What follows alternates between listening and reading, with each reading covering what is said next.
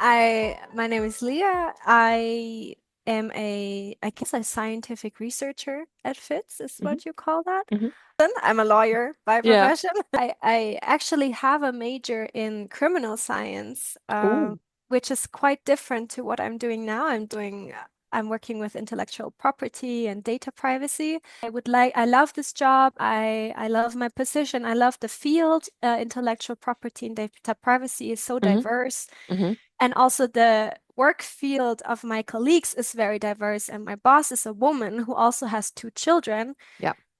So the whole work environment was very inviting for me. We are in this interview, we are focusing a little bit on women in academia. So when you look back at your path, were there any situations where you encountered, let's call it certain challenges that were specifically tied to your gender? Yeah, I think so. In the prep for this interview, you sent me some questions, Yeah. and the statement was basically that law is perceived as one of the fields where it's more equal, Hmm. divided by gender. Which is true when people start college. When people start college, it's almost 50-50. Now it even leans towards a more female percent, a higher female percentage attending. Hmm. But and I Googled because I wanted to have some statistic backup info. That depletes the higher you go in Uh-huh.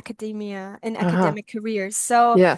when you think of 50% of women or even more start to study law, down the line, only 10% of W3 professions are awarded to women in Hmm. law, which is a drastic difference. And Absolutely. I asked, this is just anecdotal, but I asked a friend of mine who works at one of the leading law firms in Germany.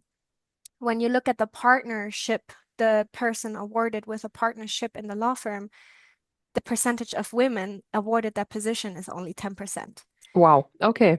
So you have to wonder, where did all the women go? Absolutely. We th that means we have a lot of women who are who study law, who start studying law, who also complete their studies, and then Yeah, somehow they vanish, or they are not yeah, completing the path as you would imagine, up, yeah. either in academia or in the law practice. Not only completing, but excelling. Hmm. We have obviously, if you have a 50-50 percentage of law school attendees, of course, there's also many women who excel in their degree, who have a Hmm. very, very good grade and maybe are even the best in their year or one of the best, Hmm.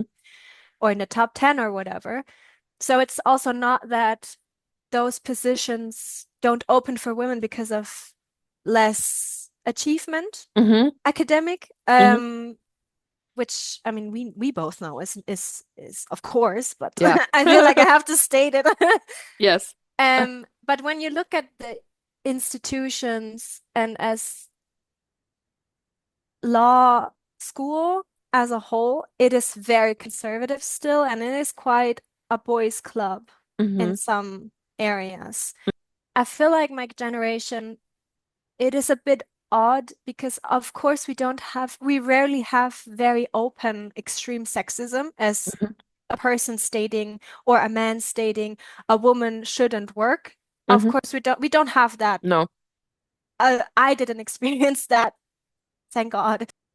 It is more nuanced Hmm. now. It still exists because I had experiences, but it's harder to call out. Hmm. So, which begs the question, is that better? Can you describe one or two situations that you encountered? Yeah, I mean, the two examples I have are quite extreme Oh, right. in the nuanced Yes. field. Hmm. So one was when I was still a student. I was upstairs in our library studying with my friend and another. law school colleague came up, and apparently there was some event downstairs where a lot of men in expensive suits were attending. But I remember that colleague who came up looked at me and said, "Oh, Leah, you should go down there and look for a husband for yourself. Then you can just quit law school. Wouldn't that be great for you?" Wow. And I looked at him and I was like, think about what you just said. Why would you say that to me? It's odd because it's not that I've ever vo voiced that I don't Hmm. like studying law or that I don't want to do it anymore or that I don't want to work in law. So it was so out of pocket. Yes, absolutely. And then I worked in a law firm, which was very much a boys' club. Hmm. All the secretaries were women and all the lawyers were men. Mm. Um, and I had a talk with my supervisor, and we talked about, the future, what I want to do, and everything. Um, and he was basically stating to me, like, let's look at the facts. Of course, you are ambitious, and of course, you are very intelligent, and you have very good grades, but you're gonna have children, and then you're gonna have to look at after the children. Hmm. And then I told him, like, first of all, that's kind of overstepping because Yes. he doesn't know if I want children or if I can have children. But then I was like, oh, but I have a husband, and my husband and I are pretty, we're involved. We try to be involved with if we have kids to raise Mm. them together. And he's like, no, this what he said. No. No, no. I was Right. like, okay, thank you for evaluating my relationship. Absolutely. And this is where the problem starts. And I think this is also why so little women choose an academic career or a career in a big law firm. It's not that people don't offer the jobs to women. I think they do, Hmm. but I think it's jobs that are very unforgiving Hmm. for your private life or Hmm. for your family life. And I think women, even now, it's a choice, either family or job, Yes. if Yes. it's those jobs, which it is not so much for men. And I think it's on the flip side, not a choice for men. They don't have that choice Hmm. oftentimes.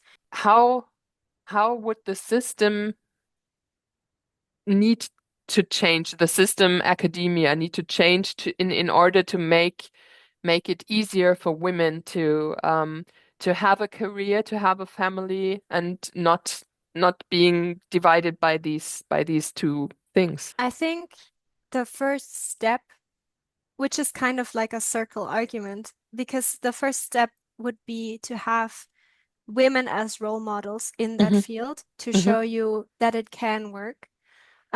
Which is why I'm so proud to have a woman as my boss who I also just has kids. exactly, I wanted to get back to that because you said that this was very important for you when you had your Yeah, job interview to see to have a woman as a boss with kids. yeah. Because she can, I can relate to her. Hmm. Um, I think that's the first step, but obviously to get those role models, you have to have women in those Hmm. positions. Hmm. I think law students or legal personnel in general is so hectic and it's so like I need to achieve this and I need to achieve that and then I need to achieve that, which is very traumatic Hmm. actually. Hmm. I can imagine.